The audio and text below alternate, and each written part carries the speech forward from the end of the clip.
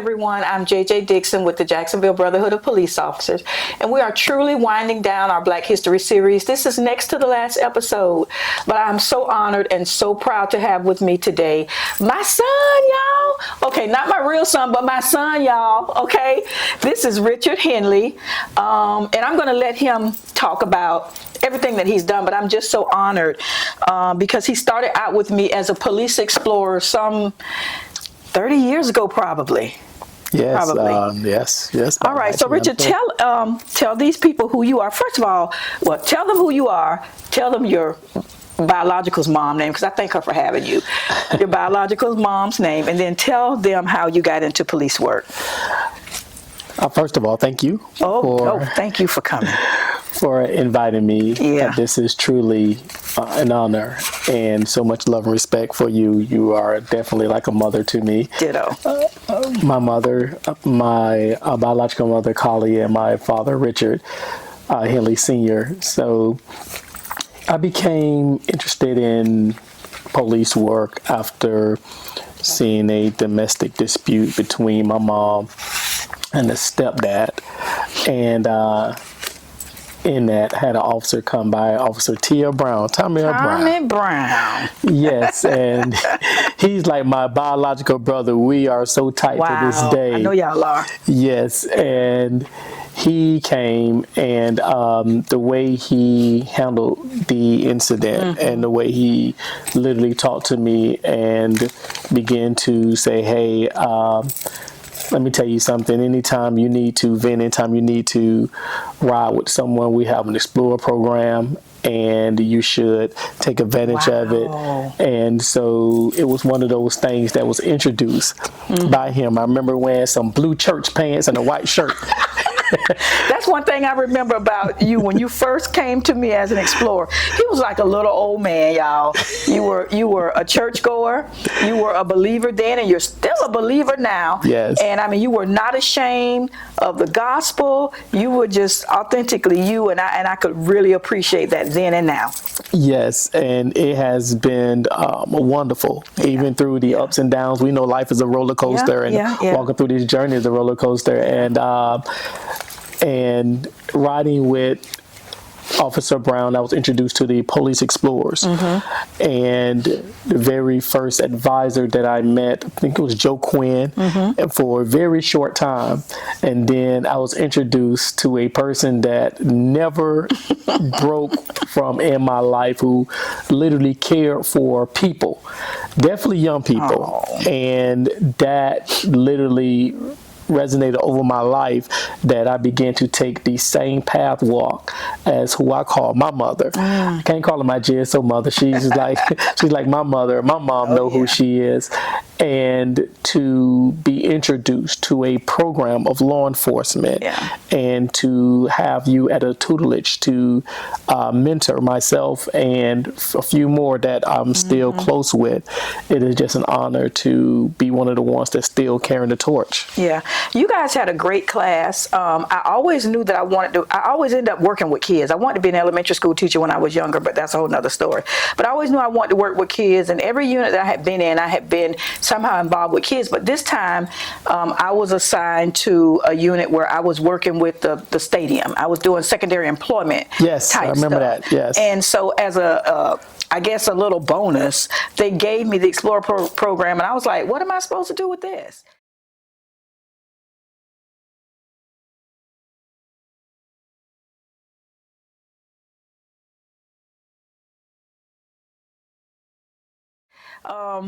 But we built it, and you guys had an academy, and you were allowed to go to the range, and you did all these wonderful things. How was it for you coming from, and I'm not saying you came from a bad environment, but coming from an environment where you were not exposed to anything law enforcement, to now you're riding in a police car with officers, you're shooting a gun, you're doing all these things that the police do. How did back then, as a teenager, how was that? That's a very good question, because I had no idea at one time that I wanted to become the police. I remember actually one time running from the police. God. We were just having fun, and we see the police turn down our street, and we just start running. Because that was the norm that we seen in our challenged communities. That when the police came around, we seen people that was older than us, and come on, let's be honest, selling drugs and doing things. So when the police came, they ran. Unbeknown to them that they had younger people like myself who watched them. And so we thought that was the norm, that time the police come around the corner, you just start running. And that's what we did. And growing up, being in this area here at right here on Beaver Street, and to grow up in the old Durkeeville, and to be initiated every time. I remember growing up, and we moved from Brentwood and we moved from Durkeeville, we moved from Brentwood, then we moved from Brentwood to Paxson area off Prospect. And I remember telling my mom, don't move no more, because I got initiated. Got initiated in Brentwood, got initiated. And all of them came with butt whippings, just for moving in the neighborhood. But never had no desire. And one of my downfalls is because I didn't know how to read. I did not know how to read. I came from growing up in an environment where reading was not one of the things that was done, especially in a lot of black homes. And I remember going to Paxson Middle School, and I remember being on a certain wing. They had it broken up, and we had Sigma, Omicron, and all of those different wings. And we knew it didn't take long for us to know that this area that we in was people who needed more development, challenged, and it was definitely challenged. And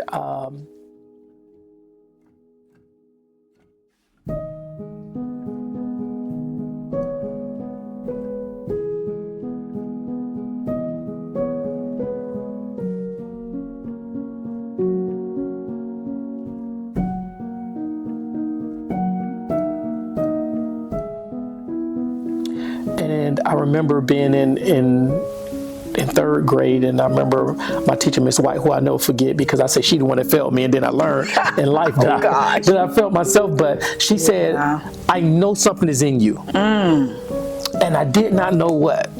And she says, I'm not going to promote you. You're going to get this.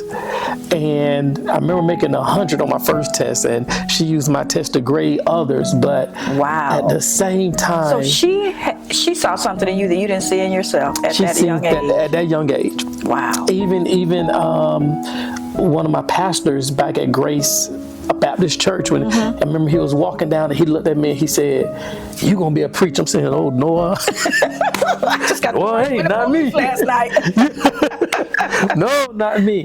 But it's amazing how people see things you didn't see yourself, and even for what you with the explorers, and you was kind of hard on us. And I think at that time, I think you also had a background in detective work and working in sex crimes that we call special assault now. And the tutelage of you even talking to us as young men to ensure that do the right thing. And if somebody say no, no means no.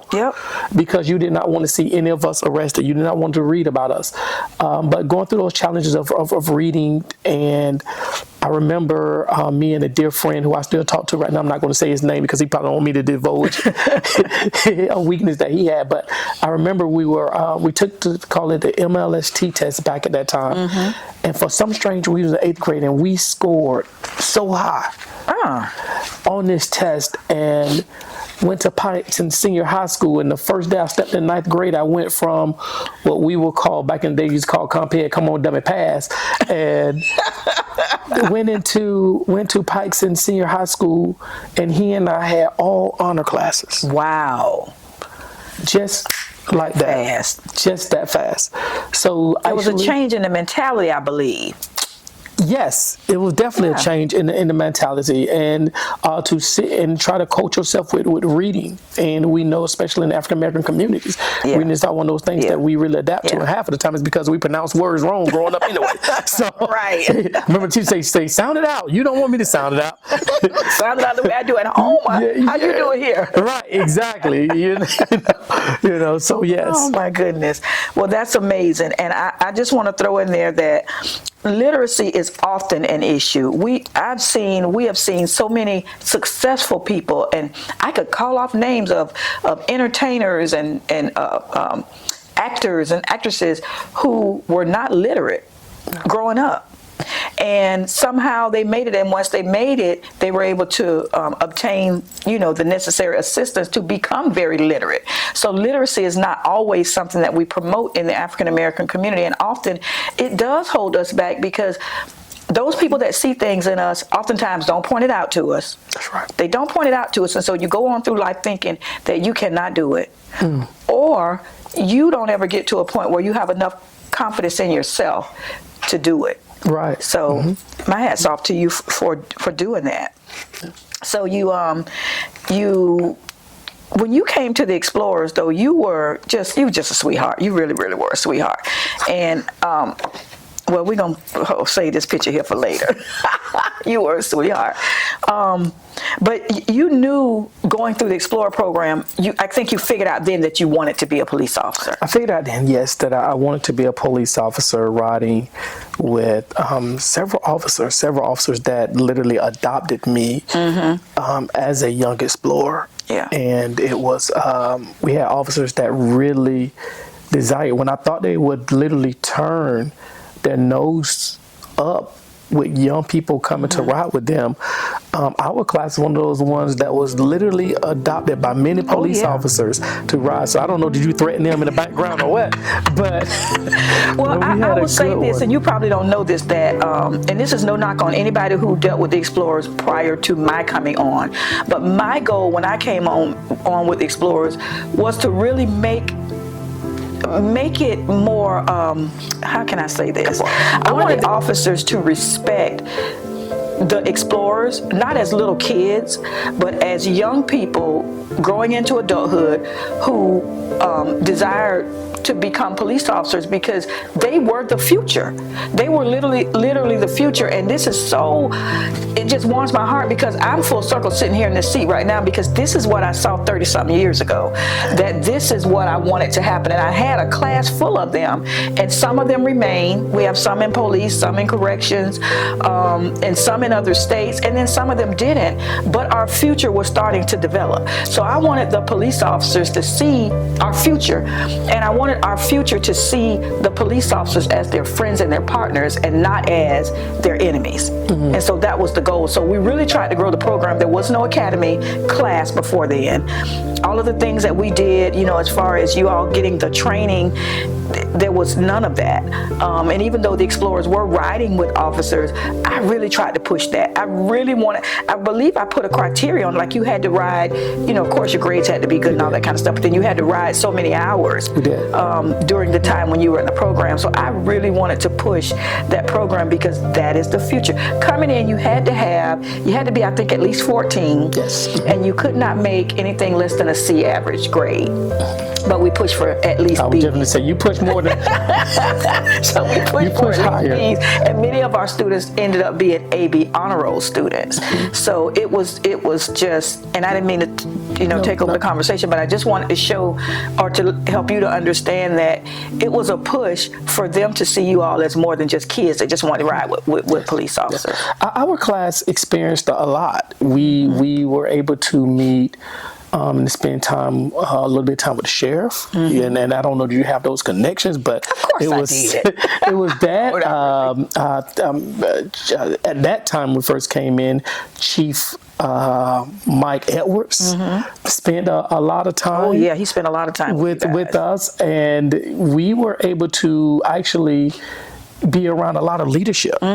And which also instilled pride in us because of the things that you were working with us with, and then to literally have people in administration actually respect the program even the more. And then, like you said, going to the academy, learning gun safety and understanding weapons and getting a different mindset. Right. So it really, really was. And like I said, it's many people that I know that came through the Our Explorer class. Some of them became police officers, some of them moved others, but one thing that we all left with was a respect for leadership, was a respect for authority, and to put ourselves in a place that we can also show off what was instilled in us. And I enjoyed you all showing that off too, because it showed them that the program was actually making an impact on the young people. And I wanted to add what you were just saying about being around leadership.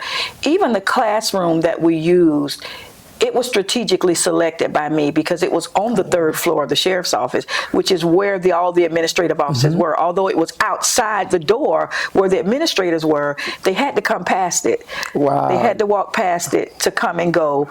And when we met in the evenings, you always see them coming and going. And I wanted you all to see that leadership was not untouchable for you. It was right there within your reach, and those people would speak to you and whatever. So I wanted you all to experience that, especially knowing that a lot of our kids, black and white kids, were coming from underprivileged areas, and they had not ever had the opportunity to be in the same building with a CEO or a police chief or a sheriff or anybody like that. I wanted them to get the full experience of what life could be like. So, and I believe in your case, because you were also spiritually grounded, I think that gave you kind of like, to me, a little head start above everybody else, because that was another piece to the puzzle that I couldn't force on anybody, of course. Correct. But having come into the program with that, I think was an advantage for you.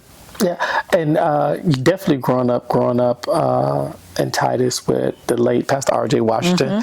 Great man. Yes, and even having those ground roots of growing up at Grace Baptist Church with Pastor Jones. It was definitely those things that I think that also help the leadership that I've been blessed to have, and to learn from a lot of mistakes, some of intentional mistakes, some of mistakes, but to learn from them. And it was definitely something that I must agree with. Yes.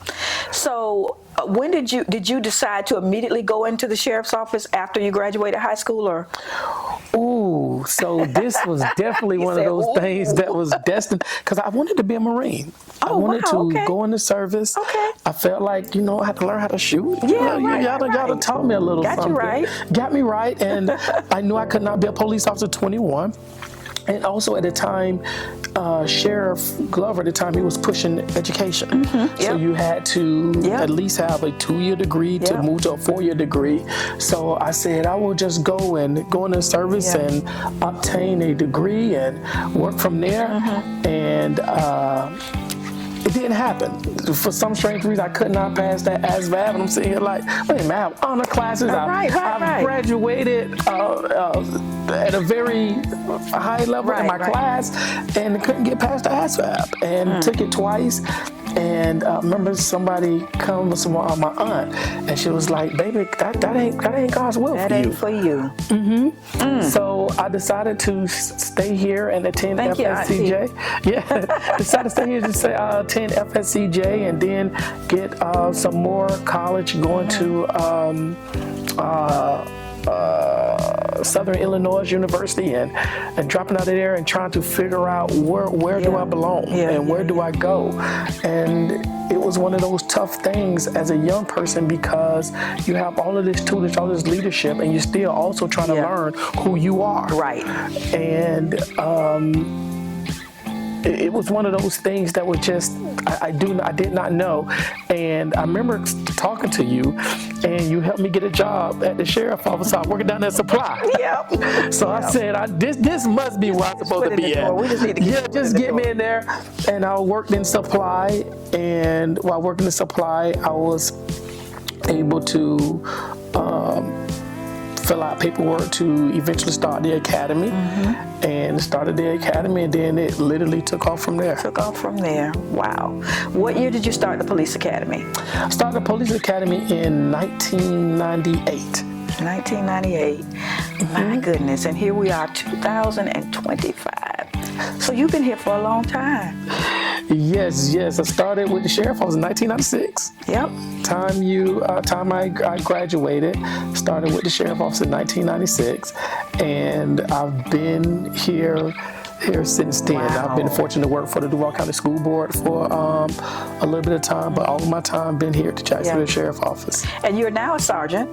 I'm now promoted as a sergeant, and Oh, it's just amazing. I have this big book here, you guys, and he didn't want me to bring out this book, but I'm not gonna go through it because he doesn't want me to go through it. But I just want to just do this, just flip through all these pages of commendations and honors and just things that he has achieved over the years, and it's just amazing. You have had a wonderful career. You know what? I've really, to God be the glory, have an outstanding career.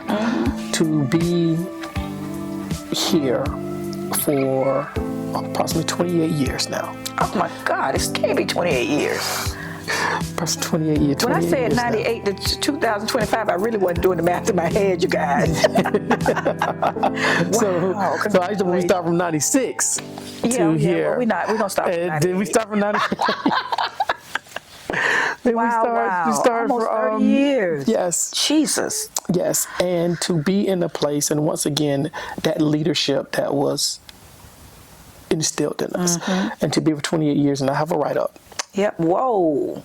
That's amazing. Yes, to have a good record, and to literally to show that, to be given a chance. And now I want to put this out. Yeah. So when I graduated from the academy and I was ready to actually go into a full part of the police, it was hard for me to become a police officer. I had someone, and it's like I've been going through this all my career, that someone will have some type of blockage on you. And I remember going, and I was working in, once again, like I said, I still had my job with supply, I still learned a lot with supply, and I remember Vanessa Hicks. Yep, and Vanessa. She said, I need you to go talk to Sheriff Glover. Because you should be a police officer by now. And I went to speak with Sheriff Glover. I was nervous, oh my gosh, I was knocking out. I know you were. I remember, I think I was looking at the video that he had did, and he said his knees knocking when he talked to the undersheriff. I was like, man, that's how my knees are when I'm talking to you. See, he knew what he knew. Yes, knees knocking. Been through it before. Yeah, and I'm like, I come and he's like, yes, sir, how may I help you? And I say, Sheriff, nervous, trembling. I'm having a hard time getting hired. Yeah. And he said, what's the problem? And I said, Sheriff, I do not know. Oh, wow. And he That's said, sad. how old are you? And JJ, I think I was like 21, get paid 22. And he says, well, I'm very hesitant with hiring people that young. Because it comes with a lot of authority. Then he said, but knowing I was a police explorer, knowing I went and been working down the supply, I was able to show that and to look and say, hey, this person has no problems. Responsible. Right. And so he says, well, let me check into some things. And he called me back and he says, hey, I checked some things. He said, the reason they say that they didn't get you because you don't have a degree. I said, Sheriff, I do have a degree. Wow. My degree is sitting in my file. My degree had been removed. You sound like Rita Smith now. You sound like Rita Smith. Yes. And he said, well, bring it to me and drop it off to Sheila Malcolm. That was the secretary. And I went and brought the paperwork, and I remember getting a phone call from somebody that was on the staff. He said, who do you think you are? Whoa. Going to talk to the sheriff behind my back. Wow. And he said, you would not get hired. You didn't tell me that part. Yeah, but I told the sheriff that. You did one better, huh? So I went back to the sheriff and I let the sheriff know what was said. Next thing you know, I was getting a phone call, you're in the next police class. There you go. The nerve of people to stifle someone's growth. Yes. Just because they think they have the power and authority. Yes. But I'm a firm believer what God has for you is for you. It's definitely for you. It's for you. Yes. And I'm so glad that you found the courage to go and have that conversation, because I think a lot of people, they cancel out their upward mobility or their growth because of fear. Yes. Because of fear. But my grandfather used to say this a lot. He puts his pants on just like I do. And that's no level of disrespect. But what that means is, I shouldn't be afraid, because he's a human just like me. What's he going to do? The most he can do is say, get out of my office. But in your case, thank goodness that didn't happen. So my goodness. But JD, all of us are here. Every human being is here for an appointed time. That's right. That's right. We will never hold what we have our entire That's right. life. And so we have to be able to help open the door for others. Other people. That's right. God uses people for people. And one of the things that, once again, coming from the Explorer and coming from my community where I came up at, resilience. Yeah. Oh, yeah.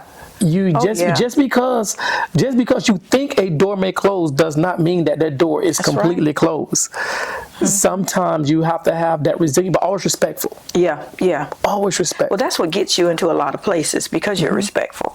Because when you go up there huffing and puffing and they had no right doing this and that, they're going to turn you off right away. Yes. Yeah, have to be humble. So this taught me, and once again, this is why I love the Explorers program, because you work through those challenges and you learn how to fight for what you need to fight for. And I'm pretty sure there's other youth programs that's out there, right. But I cannot take away from the Explorers. Oh no, and especially if you have a desire to start a career in law enforcement. To me, that's the way to go. You get to learn all those things early on. And for some who came through that program, they made the choice early on that maybe this is not for me. Maybe this is not for me. So it's not a program to force you into anything, but it gives you an opportunity to look, experience, and see, is this something that I really want to do? Yes. So we're going to move on. You ended up being, not ended up, but you were at one time a school resource officer. And I think those are some of your proudest moments, like mine. When I was a resource officer, those are some of my proudest moments as well. So you have this here, and we'll share it. But tell us about, is this from Andrew Jackson? So this from Andrew Jackson is one of the collages that my students made for me. Every last one of these students right now still have a relationship with right now. They call me Dad. Wow. And that's amazing. These are my children, and this is my wife's children now also. And once again, when you see someone who has good footsteps, sometimes you end up following them. Wow. So sometimes, in my case, I end up following someone like you who had good footsteps. I've got to read some of this, because I won't read the first part, but this part right here in the middle, it says, we love you because you're our dad, but you're really so much more. You're a mentor and a role model. We have great rapport. You pay attention to us. You listen to what we say. You pass on words of wisdom, helping us along the way. Whenever we're in trouble, you always have a plan. You are the perfect father, and we're your biggest fans. Oh my goodness gracious. And it's signed by all these babies. It says, sincerely, your kids. Benaya, John, Jaleesa, James, Marana, Jabray, Adriana, Stacy P, Yusef, Nashika, and Sandra. My Lord, that's amazing. That is amazing. For them to put those words on there, and I'm sure they meant every word of it, because like you say, you're still in contact with them. Yeah, most of these kids, I was able to follow. So I don't know, do you know Stacy Poole at Terry Parker? Yes. So Stacy Poole. Is that his son? No, that's his nephew. Oh, this is Stacy. That's his nephew. Wow. And like yes. Yeah. And wow. So we started working with men of distinction at Terry Parker, and with some of those, we began to do trips. So it was myself, Stacey Poole, Vanessa Rich, and Jen Robinson. Jen Robinson is now with the Explorers program. I remember. But we started doing, Jen. Hey, Jen. yeah, we started doing trips, but it became more of a passion for me. So when it ceased, I kept it going. So when I came to Andrew Jackson, that was one of the things. So six of these kids received a scholarship from Alabama State when we went to visit Alabama State. That is awesome. Yes. Congratulations to you and them. Yes, and they have it. And so it's an honor to definitely be what we call a father. Now, I have other plaques with names on there with some of my kids, and to see the growth in them. But once again, it came from walking in steps like your steps and being there as an SRO. And one of my biggest things is when one of my kids, I'm not going to say their name, but one of my kids had great challenges and she was ready to drop out. And she went to 11th grade year, and I began to work with her, and her first time ever making an AB on the road. Wow! Ever. And she's turned herself, and they are good. That's absolutely young people now. They have kids. They beat me with having kids, but right. They have kids. And Adriana, she's a correction officer now. She just became correction officer of the year.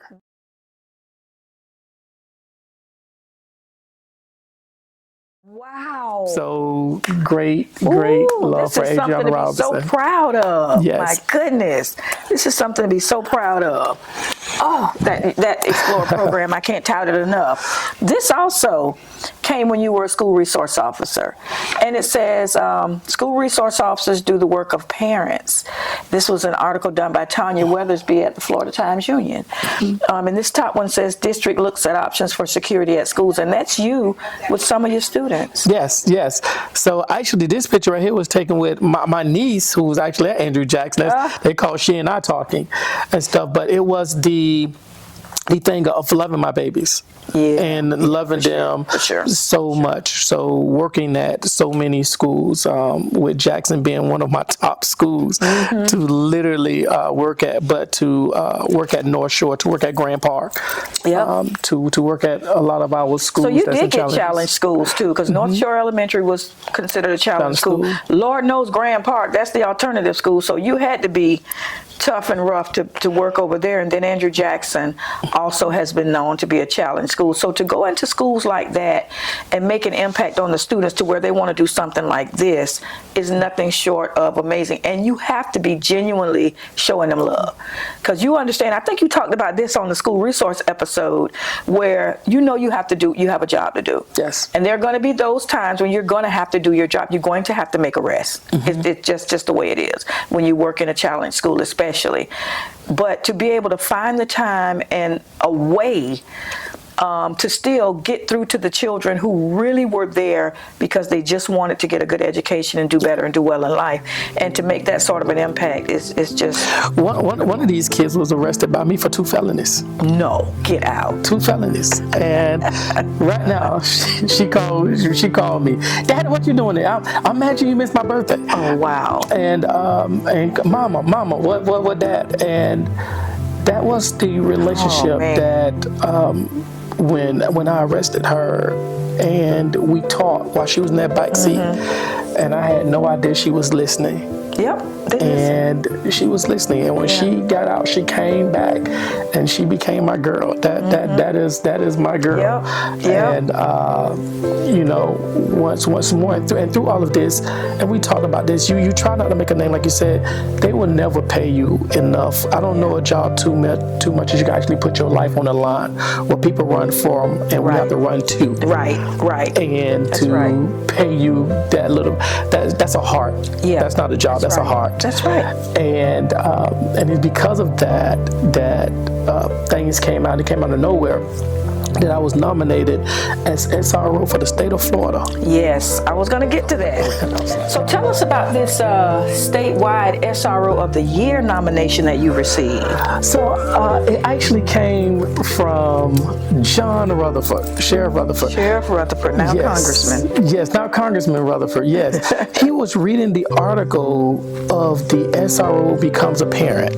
And he was reading the article, and no one didn't tell him anything. Oh my goodness. He had no idea. He was reading, and he called Chief, and at that time oh man, I don't know. I don't know if she directed remote or chief remote at the time, but it went down to Assistant Chief Kaufman.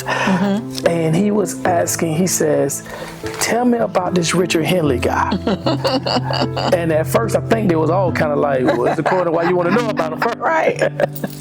And he says, I'm reading a newspaper article in reference of what our SROs are doing.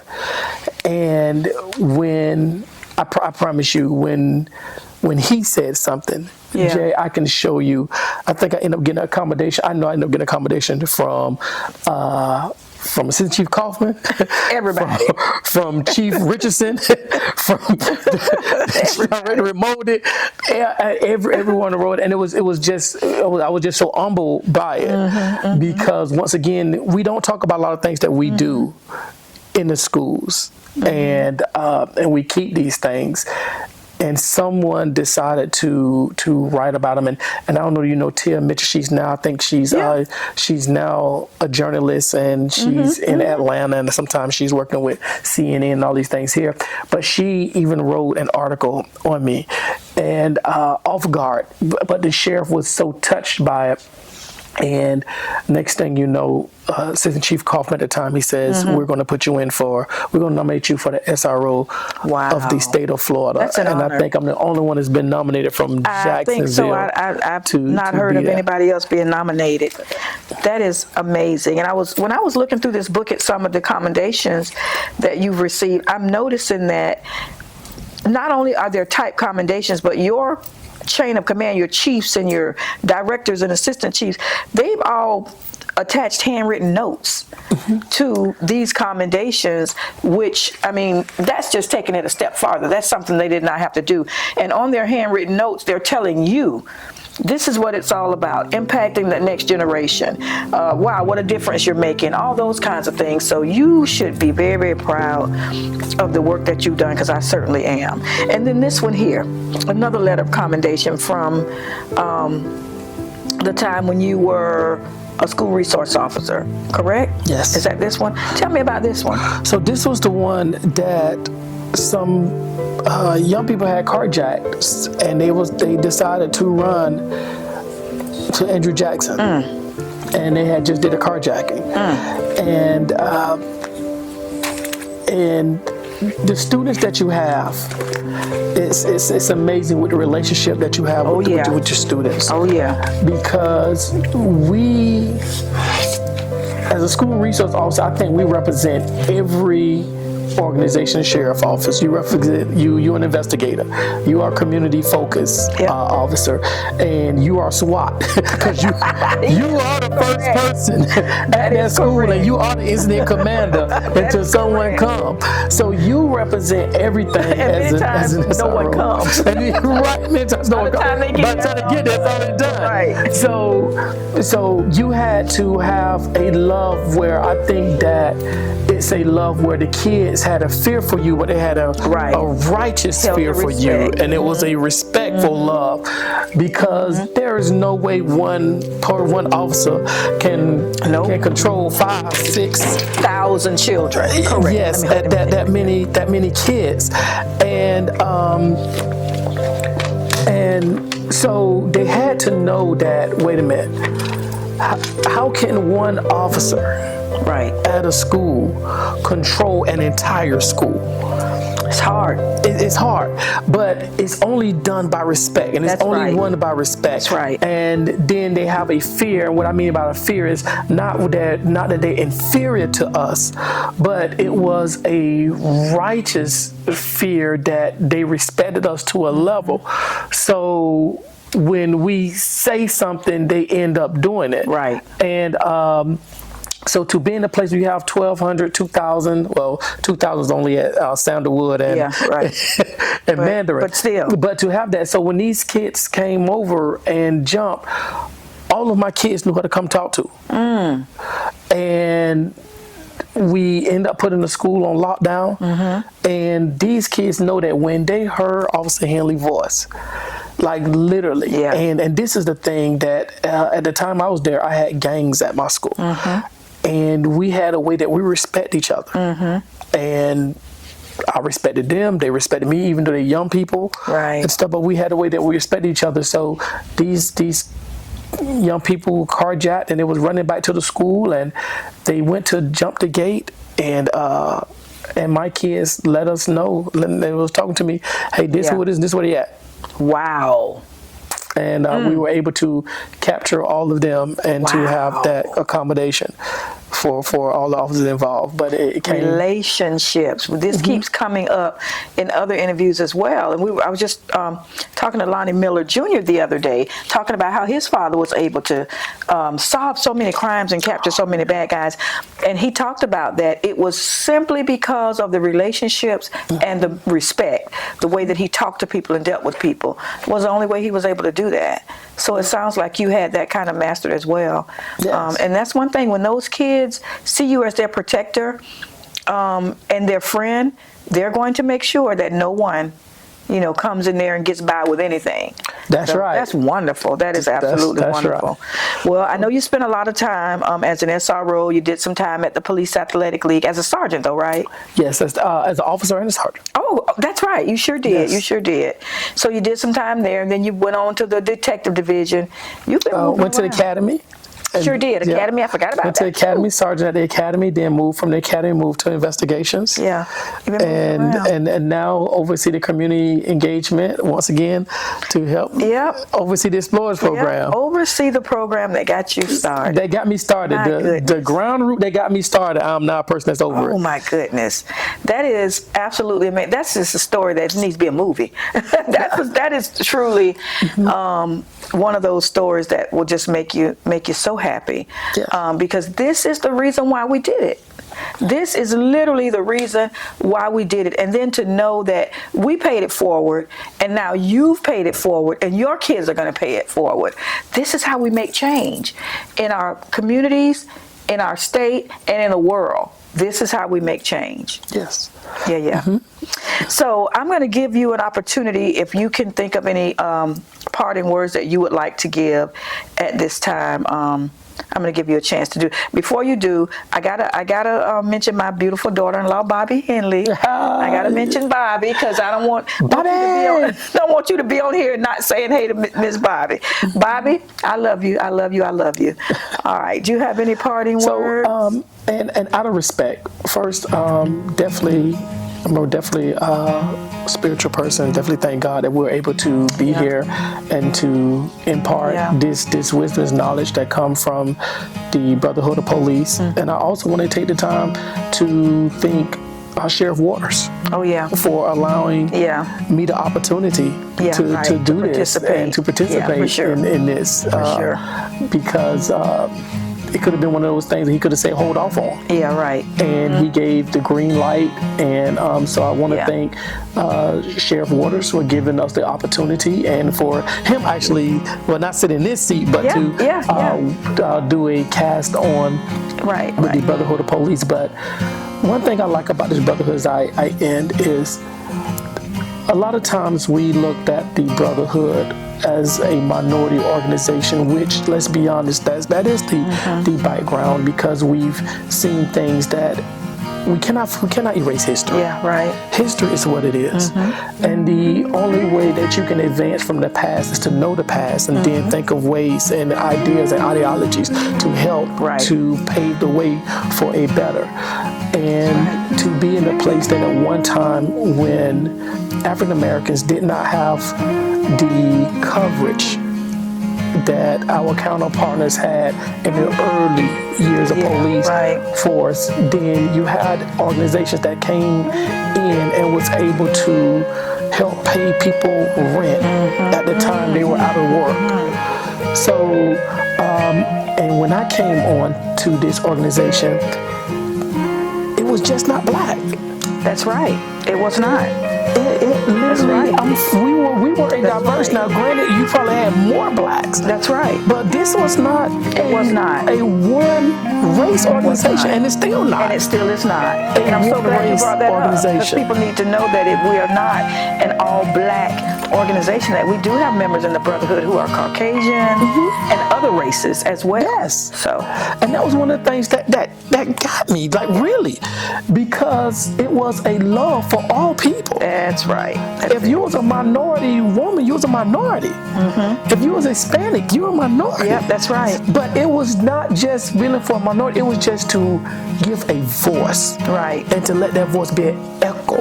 Yeah, right. That we will assist you because we do have people that do not love every and all people. Unfortunately. And this organization will assist that when anybody especially in the police realm, face one of those people who did not have the love and respect for all people, then this organization found a way to, hey, we can let this thing echo that we can be able to get to the head. Right.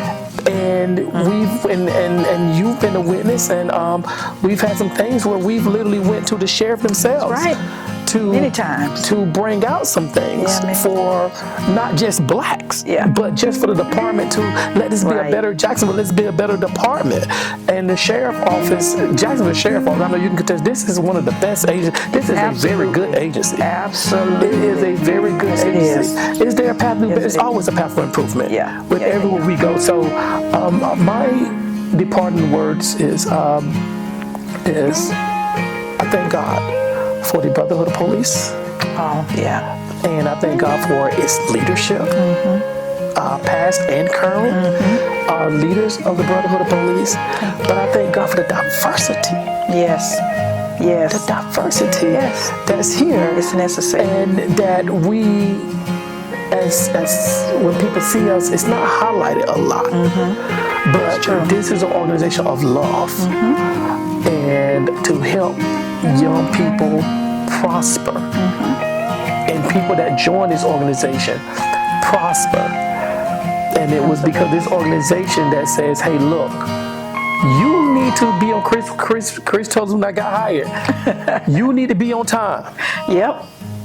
You need to write and take your time to ensure that you write your better reports. You need to listen. You need to take the advice. Everyone is not against you. Just because you have a supervisor that's a different gender or a different race and they correct you about something does not mean that they do not like you. That's right. Hear what they're saying and find a way. And it was because of words like that when I did have a supervisor and it was kind of tough on me, I actually found it was making me a better writer. I'm like, why my reports are being rejected? So because people see things in you that they see in other people. That's right. And so I thank God for those tough times, but the Brotherhood who literally say, hey, no, behind closed doors, we tell you, hey, you were wrong. Yep, that's right.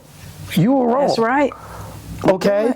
And we're not going to accept and we're not going to put a Band-Aid on you being wrong. But what we will fight for is equality. That's right. That's what we fight for. That's what we fight for. Right. Equality. That's right. So thank you so much for giving me the chance to talk about my life as an explorer and current now as a sergeant of Jacksonville Sheriff Office and being a part of this organization. And I continue to follow your steps. I don't think I want to be the president of this organization.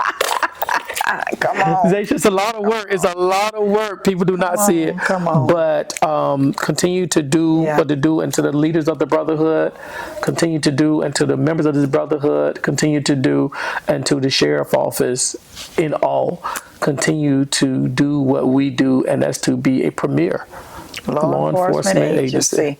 I love that. And thank you so much for coming and for sharing with all of us today. I just cannot express how proud I am of you.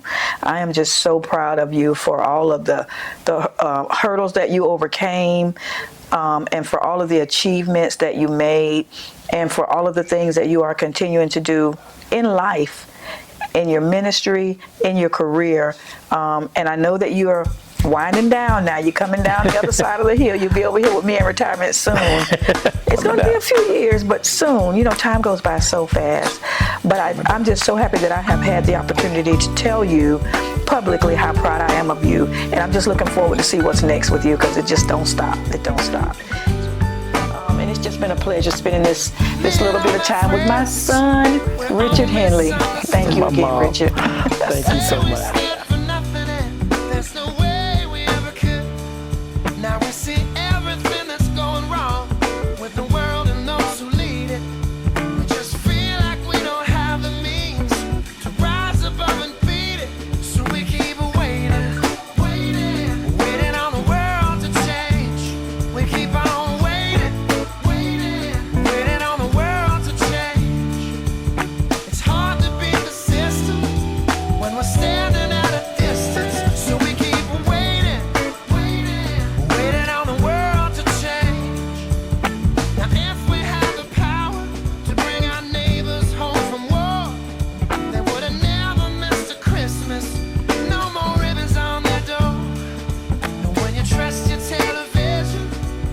what you get.